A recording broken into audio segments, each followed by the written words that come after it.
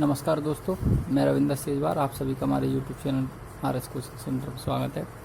दोस्तों, आज हम आपके लिए पुनः एक और नया वीडियो लेकर हाजिर हुए हैं। जैसा कि आप सभी को पता है कि हमने त्रिकोणमिति क्लास 10th का जो मनोहर्य का जो मैथ है NCERT पैटर्न पर आधारित है, उसका चैप्टर नंबर 9 का चैप्टर नंबर 9 का प्रश्नावली जो है एक्सरसाइज 9A को स्टार्ट करा दिया था, जिसमें हमने आपको बारी बारी से कुछ क्वेश्चन हल कराए थे। उसी क्रम में हम आज आपके लिए एक और वीडियो लेकर हाजिर हुए हैं।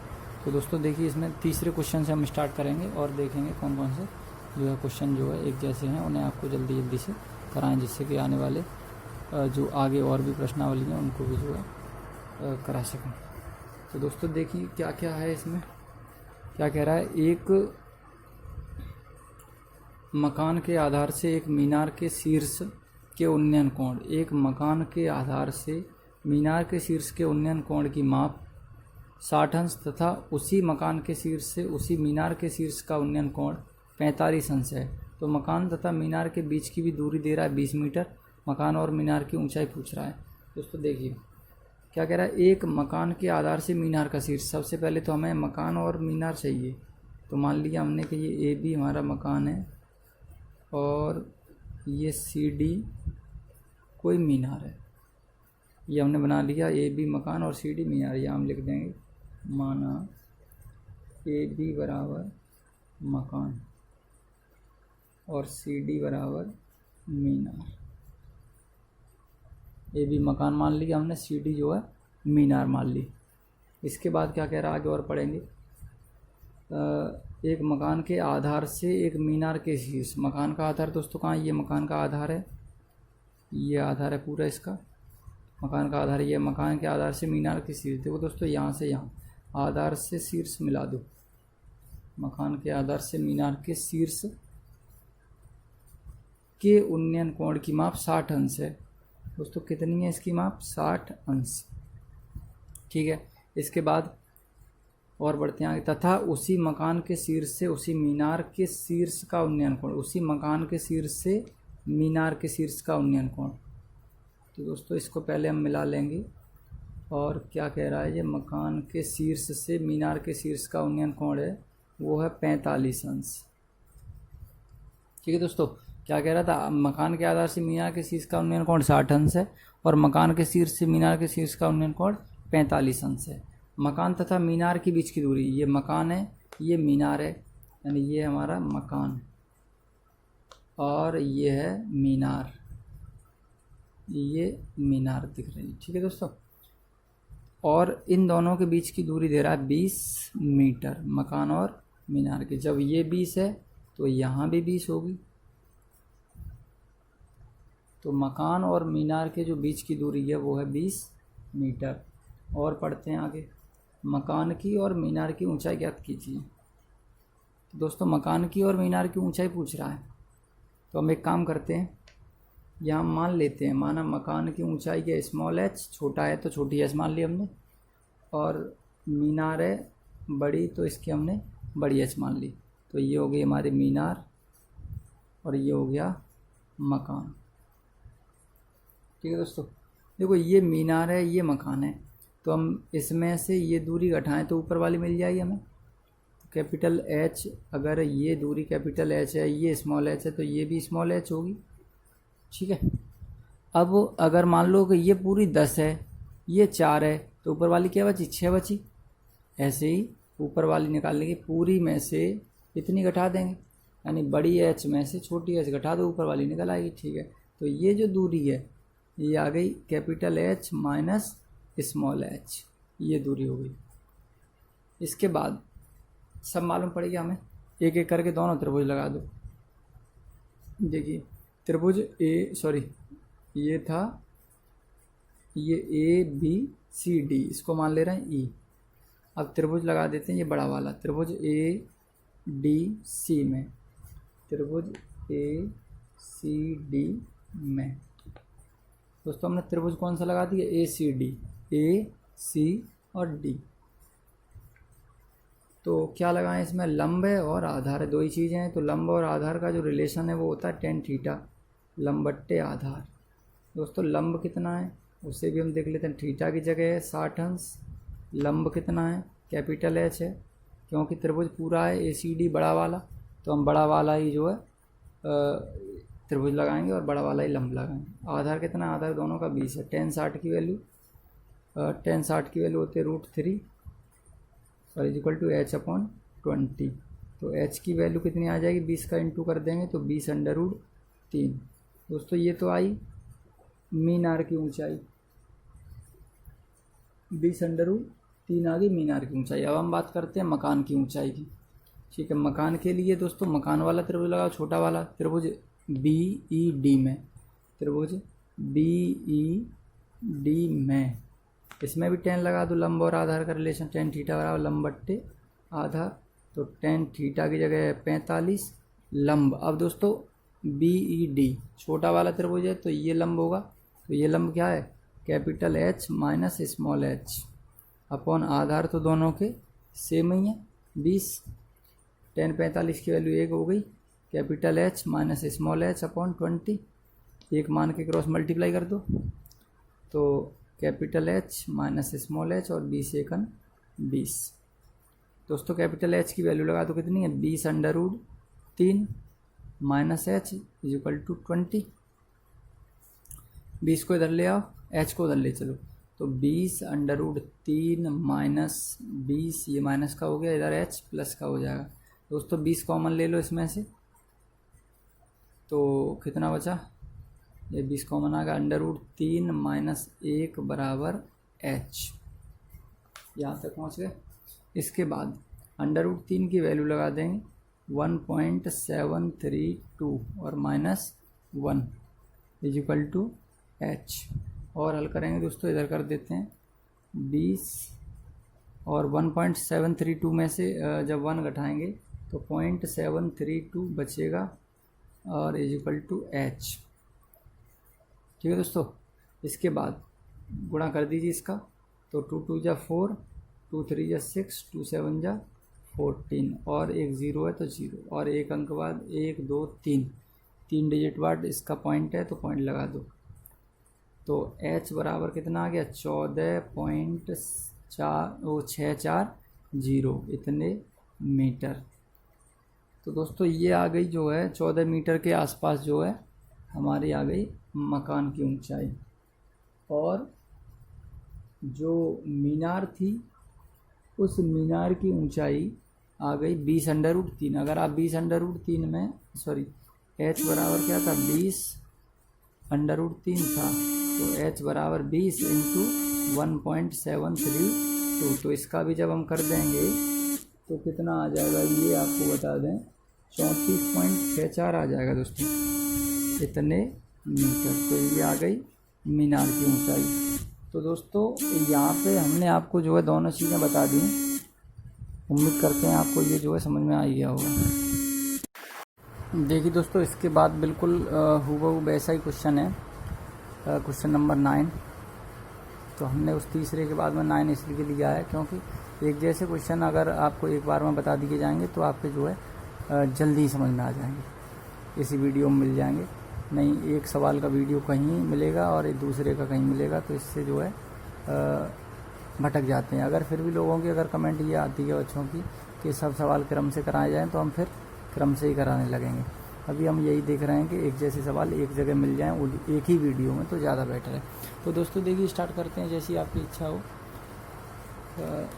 ये है, इसको भी पढ़ लेते हैं। क्या है ये, 9वां क्वेश्चन है। 60 मीटर ऊंची किसी पहाड़ की चोटी से मीनार की चोटी और आधार के अवनमन कोण, यहाँ बस यही एक चेंजेशन हुआ है कि अवनमन कोण कह रहा है, कोई दिक्कत नहीं है, अवनमन उन्नयन एक ही तरह है, कोई ऐसी वो नहीं है इनमें। तो क्या कह रहा है, 60 मीटर ऊंची किसी पहाड़ की चोटी, तो हम सबसे पहले पहाड़ी बना लेते हैं दोस्तों। ये मान लीजिए AB है, बिल्कुल वैसे ही ये पहाड़ मान लीजिए, माना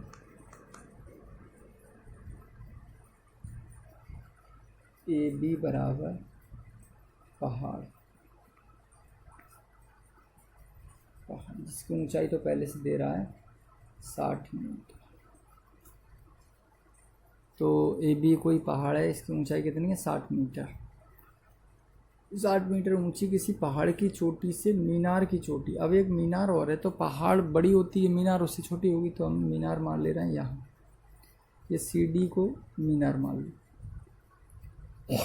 माना तो लिखाइए CD बराबर मीनार। और इसकी कोई ऊंचाई नहीं है, तो इसकी ऊंचाई मान ले रहे हैं हम H मान ले रहे हैं।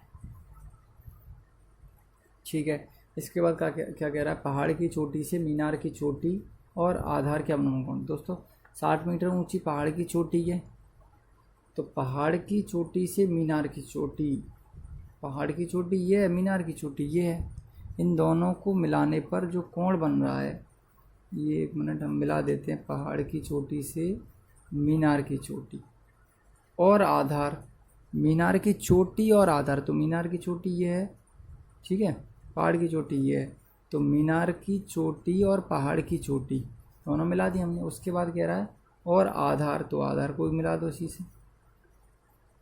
क्या कह रहे थे, एक बार फिर समझो।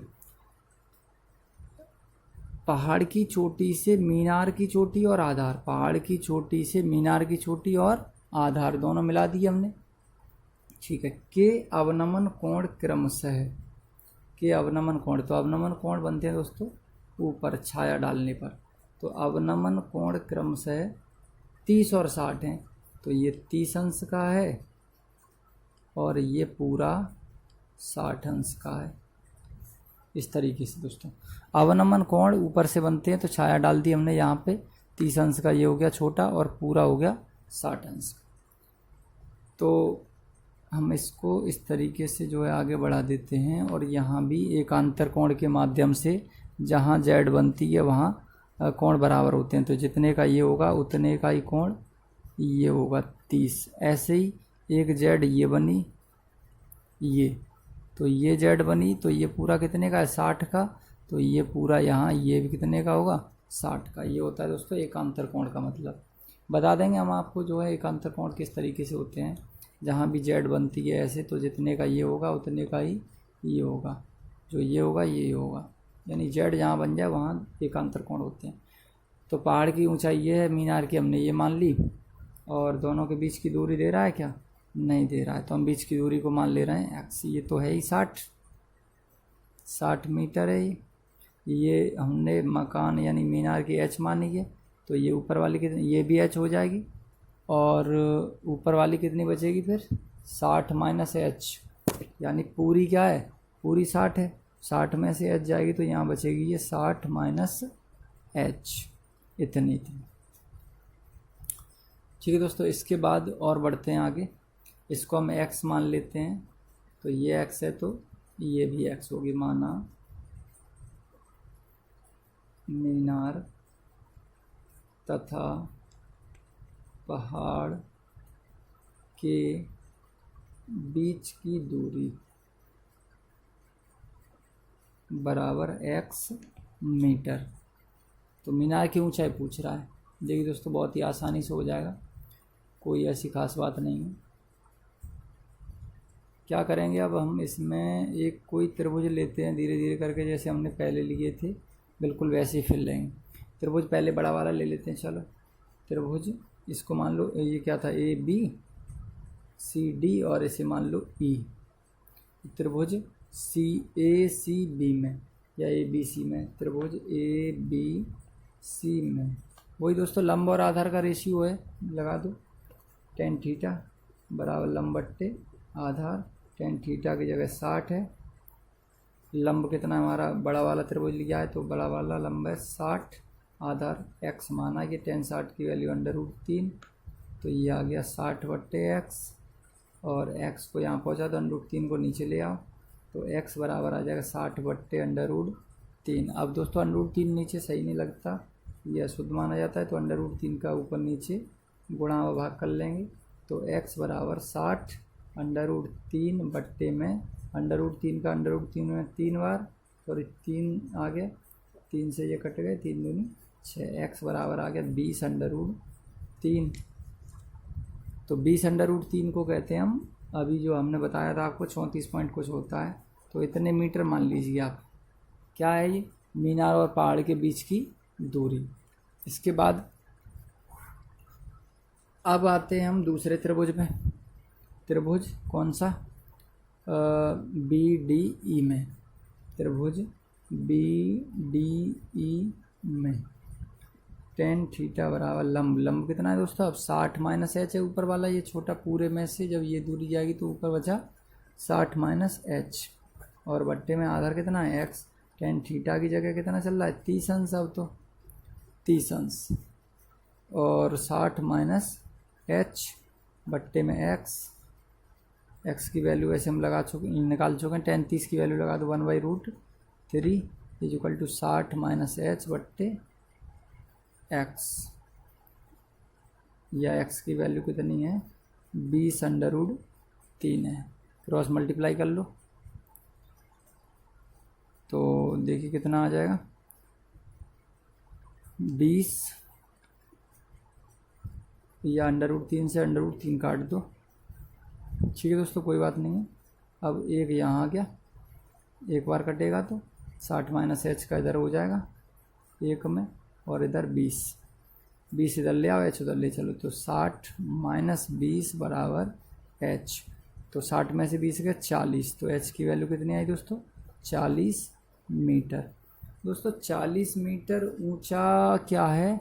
हमारा मीनार है 40 मीटर ऊंची। और मीनार की ही पूछ रहा था, पहाड़ की तो भाई 60 दे ही रहा है, मीनार की पूछ रहा है, तो मीनार हमारी आ गई 40 मीटर ऊंचाई। दोस्तों उम्मीद करते हैं दोनों सवाल आपको बहुत ही आसानी से जो हमने कराए थे तो वो समझ में आए होंगे। दोनों बिल्कुल एक जैसे सवाल थे दोस्तों। तो अगर फिर भी कोई समस्या आती है इस सवाल में तो आप हमें कमेंट बॉक्स में ज़रूर बताएं, और जिससे हम आपकी जो है परेशानी को कैसे भी करके जो है समाधान करने का प्रयास करें। दोस्तों इस वीडियो में हमने आपको दोनों न्यूमेरिकल एक जैसे थे बिल्कुल, वो आपको बताए। तो उम्मीद करते हैं आपको ये वीडियो जो है समझ में आए होंगे। तो आज के लिए बस इतना ही दोस्तों, मिलते हैं अगले वीडियो में। तब तक के लिए नमस्कार, जय हिंद, जय भारत।